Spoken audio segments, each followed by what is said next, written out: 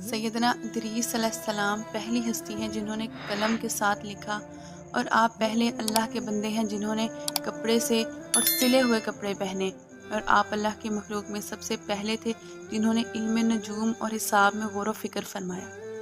آپ کو ادریس اس لیے کہا جاتا ہے کہ آپ کثرت سے اللہ تعالیٰ کی کتاب کی تلاوت فرماتے تھے، یعنی اپنے زمانے کی کتابوں اور آسمانی صحیفوں کی تلاوت فرماتے تھے۔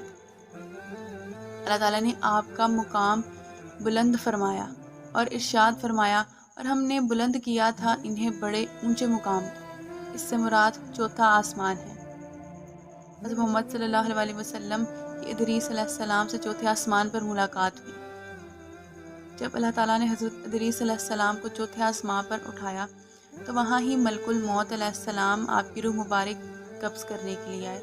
ایک صحابی سے روایت ہے، فرماتے ہیں کہ ابن عباس رضی اللہ تعالیٰ عنہ نے حضرت کعب رضی اللہ تعالیٰ عنہ سے سوال کیا کہ جبکہ میں بھی موجود تھا کہ اللہ تعالیٰ نے اس ارشاد مبارک کا کیا مطلب ہے؟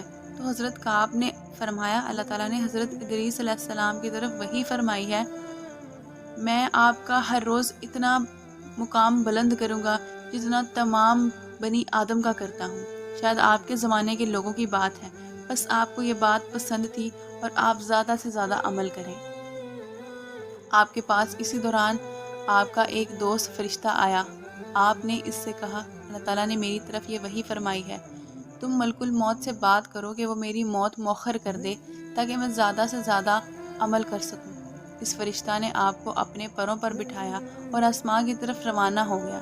جب چوتھے آسمان پر پہنچے تو وہاں ان پر ملک الموت کی ملاقات ہو گئی۔ جبکہ وہ نیچے آ رہے تھے، فرشتے نے ملک الموت نے وہی گفتگو کی جو حضرت ادریس علیہ السلام نے اس کو کہا تھا۔ ملک الموت علیہ السلام نے فرمایا، ادریس کہاں ہے؟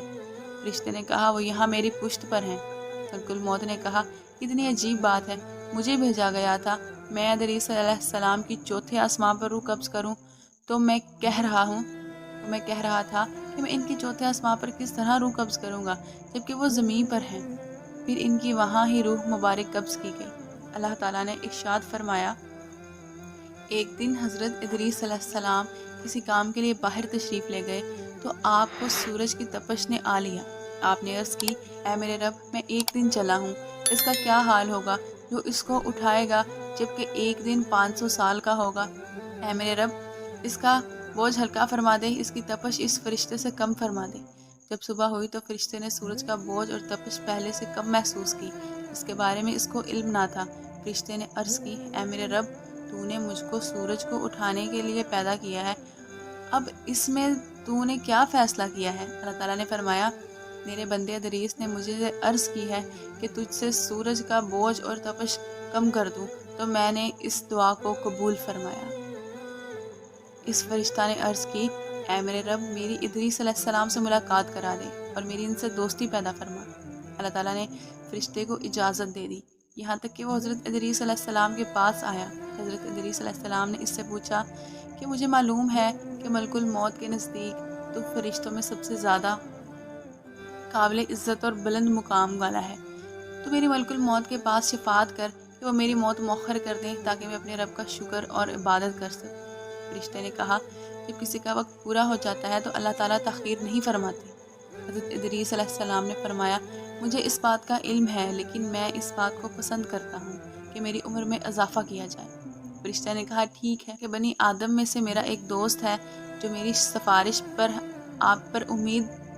سفارش سے امید کرتا ہے کہ آپ کی موت کو مؤخر کر دیں۔ ملک الموت نے کہا، میرے بس کی بات نہیں ہے، لیکن اگر تجھے پسند ہے تو میں بتا سکتا ہوں کہ اس کی موت کا وقت کون سا ہے۔